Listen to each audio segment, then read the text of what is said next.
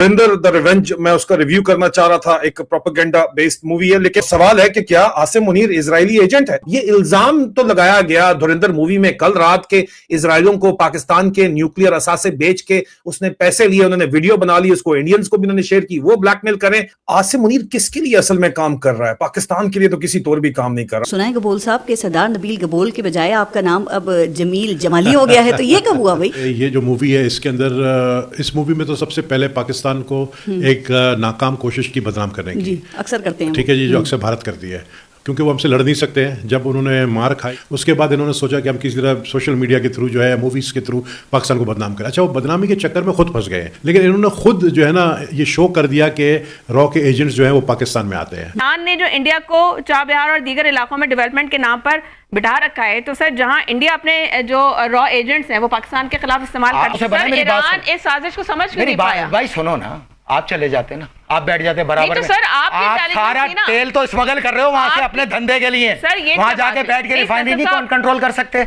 आप मेरी बात सुने, सऊदी अरब ने 400 अरब डॉलर, सुनो मेरी बात, एजेंट्स की सरगर्मियों को नजरअंदाज कैसे कर सकते हैं? मेरी बात सुनो ना, एजेंट तो यहाँ पे मौजूद है। ये के इलेक्ट्रिक क्या है? तो था ना। अरे मेरी बात सुनो, के इलेक्ट्रिक क्या है जो तुम्हारा कॉपर उतार के बेच के खा गया? सारा उसके अंदर रहा का एजेंट था ना के इलेक्ट्रिक में। हमने तो 2014 में खोला था, कर लेते कार्रवाई। इतने एजेंटी का शौक है तो करके दिखाओ ना कार्रवाई। और सुनो मेरी बात, चाबहार का तो बड़ा शौक है, जरा अपनी औकात अरबियों की नजर में झांक के देखो। 400 अरब डॉलर का पूरा सरमाया फराम किया इंडिया को और तुम्हें दिए 4 अरब डॉलर का आगे इस्तेमाल ना करना, सूद भी दो। ये औकात है हमारी। हम जब अरब जाते हैं खुलेआम सुनते हैं, हाजा पाकिस्तानी वल्ला कुल्लू। ये हमारे ऊपर बयान दिए जाते हैं, ये हमारी औकात है पाकिस्तानियों की।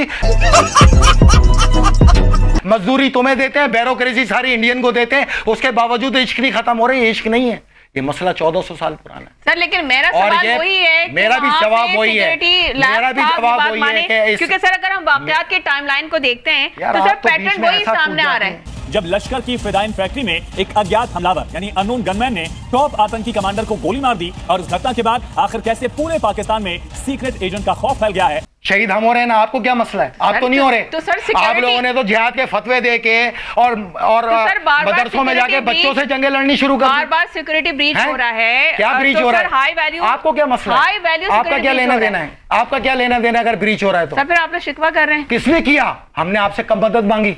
किससे हमने कहा कि हमें सपोर्ट करो? ये तो इंसानियत सपोर्ट कर रही है आवाज की सूरत में। DGISI इजरायलियों को बहुत हैवी अमाउंट इल्जाम लगाया गया कि पैसे देके पाकिस्तान के न्यूक्लियर राज उन्होंने बेचे हैं। ये धुरंधर के अंदर इल्जाम लगाया जाता है, और उसका आखिरी मिनटों में क्रेडिट चलने के बाद ये चीज मजीद खुल के सामने आती है, रेवलेशन होती है। तो उस मूवी में दिखाया गया है कि फिर एक वीडियो भेजी गई DGISI को, और DGISI को कहा गया कि वीडियो देख लो, दुबई में इसराइलियों को पाकिस्तान के न्यूक्लियर राज तुम बेच रहे हो, जिसकी वीडियो इसराइलियों ने बना ली थी और हमें भी दी है, और अगर ये वीडियो बाहर आ गई तो पाकिस्तान में तुम्हारा तिया पंचा एक हो जाएगा।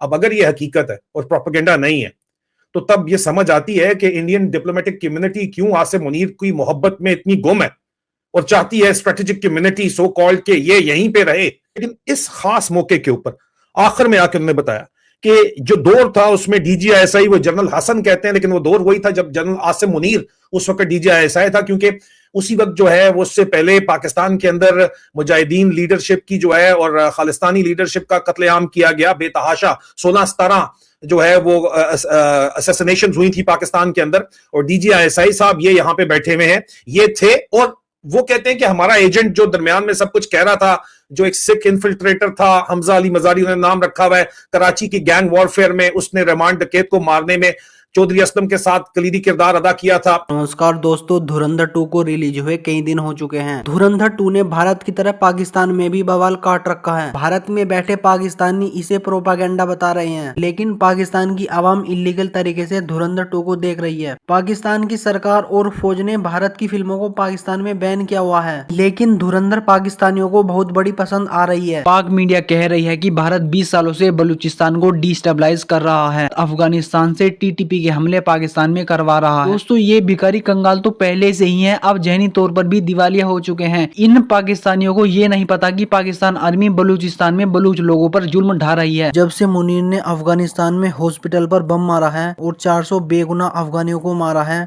तब से पाकिस्तान में डर का माहौल है, क्योंकि अब तालिबान पाकिस्तान में इतने सुसाइड अटैक करेगा कि पाकिस्तानी फौज तालिबान के हमलों को पाकिस्तान में गिनते हुए रह जाएगी। अब पाकिस्तान का और भी बुरा हाल होने वाला है। दोस्तों इस पर आपकी क्या राय है, कमेंट करके जरूर बताएं। 26 नवंबर 2026 को $0 अभी बता रहा हूं, जिसके पास डॉलर है निकाल दो, सोना और चांदी खरीद लो। अगर करेंसी में खरीदना है तो युआन में जाओ, इराकी दिनार में जाओ, सारी जिंदगी मुझे दुआ दो। 26 नवंबर 2026 को ना डॉलर है ना पाकिस्तान पे कर्जा है। अल्लाह का शुक्र अदा करो, पाकिस्तान से बेफिक्र रहो आप। ये पाकिस्तान कर्जों में नहीं होगा। 26 नवंबर के बाद डॉलर खत्म हो चुका होगा, पाकिस्तान सबसे अमीर मुल्क होगा, पाकिस्तान से ज्यादा तरक्की याफ्ता मुल्क नहीं होगा। मैं ये समझता हूँ इस वक्त मौजूदा जो फील्ड मार्शल है उनको ये फैसला लेना चाहिए, और इसमें हम तमाम पाकिस्तानी उनको सपोर्ट करते हैं, गल्फ संभालें, फौरी तौर पर गल्फ संभालें, क्योंकि इनके खजाने इतने बड़े हैं कि आपस में लड़ पड़ेंगे। ये इनका मैकेनिज्म टूट जाएगा अमेरिका के जाने से। इस मैकेनिज्म को सिर्फ पाकिस्तान कायम कर सकता है, और पाकिस्तान के ऊपर ईरान समेत, मुझ समेत हर मोमिन का ये ईमान है कि ये कभी भी इस्लाम के खिलाफ नहीं जाएगा। अच्छा, कभी नहीं जाएगा। ईरान के खिलाफ तो छोड़ो, मुझे एक चीज बता किसी इस्लामी मुल्क के खिलाफ नहीं जाएगा। शिया सुन्नी फसाद जो है वो आखिरी उम्मीद है इजराइल की। अगर आपने पैसा पकड़ लिया है किसी से, आपकी वीडियो बन गई है, तो आप कॉम्प्रोमाइज हैं। अगर आपका पर्सनालिटी प्रोफाइल ऐसा है कि आप अपने ईमान का सौदा पैसे की खातिर कर सकते हैं, तो आप कॉम्प्रोमाइज हैं। सवाल यह है कि क्या पाकिस्तान के जर्नैल कॉम्प्रोमाइज हैं? क्या पाकिस्तान के जर्नैल करप्शन करते हैं? क्या पाकिस्तान के जर्नैल बैरून मुल्क ममालिक से उनके एजेंडों के ऊपर पैसे पकड़ के अपनी आवाम को, अपने ही फौजियों को मरवाते हैं? सवाल यह है, जवाब हर सवाल का है हां, हां और हां।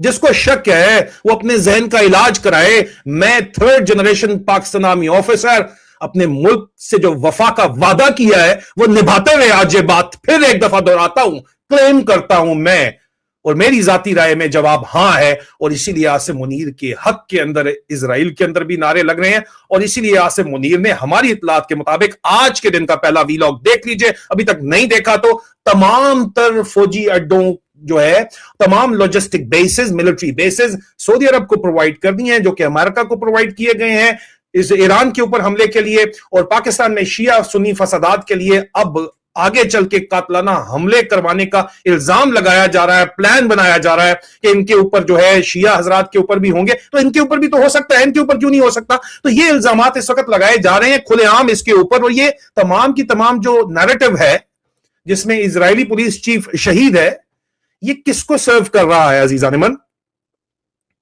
किसके कहने के ऊपर ये काम हो रहा है? वो पाकिस्तानी मीडिया जो 100% कंट्रोल्ड है, 100% कंट्रोल है। किसी को कोई शक है तो फ्रीडम ऑफ प्रेस इंडेक्स उठा के देख ले। वो पाकिस्तानी मीडिया जो 100% कंट्रोल है, और वो पाकिस्तानी जर्नैल जो जाहिर बात है वाशिंगटन डीसी के आगे सिजदरेज हैं, वहां पे ये क्लियर कट सुन्नी शिया डिवाइड को क्रिएट करने के लिए बात की जाती है। और वो पाकिस्तानी इंटेलिजेंस कम्युनिटी जो इस बात के ऊपर 100% मुत्तफिक है कि शिया सुन्नी डिवाइड ही एक सेविंग ग्रेस बची है इस वक्त पूरी दुनिया को तबाही के अंदर झोंकने के बाद, इजराइल और अमेरिका के पास, और आगे चल के इसी चीज के ऊपर वो खेलना चाहते हैं। तो उसको कौन हवा दे रहा है? आसिम मुनीर किसके लिए हवा दे रहा है? अब ये तो सवाल फिर इसलिए हम पूछ रहे हैं कि क्या आसिम मुनीर इजरायली एजेंट है फिर?